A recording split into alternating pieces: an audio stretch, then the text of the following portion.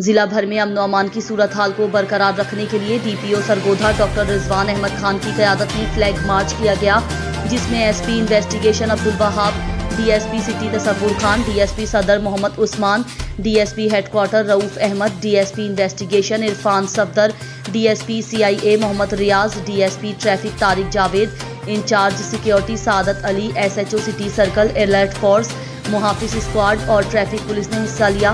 Flag march Zakaullah शहीद police line से शुरू होकर ISI Chowk, Azadi Chowk, Bam Chowk, trust plaza, Islampura, overhead bridge, satellite town Chowk, Chungi number 9, general bus stand, Kainchi Mor, Pul 47, university road, rescue 1122 Chowk, DC house Chowk, Rehman plaza Chowk, Gymkhana Chowk से जरिए bank से होता हुआ पुलिस लाइन सरगोधा पहुंचकर इख्तिताम पजीर हुआ।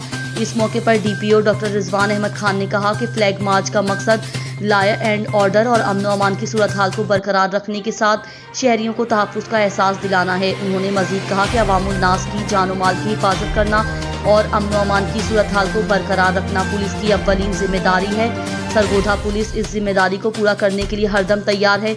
पतंगबाजी किसी सूरत बर्दाश्त नहीं की जाएगी। जानलेवा खेल में मुलव्विस मुल्जिमान के खिलाफ बिला तफरीक कार्रवाई की जा रही है। वालिदैन अपने बच्चों को इस खूनी खेल से दूर रखें।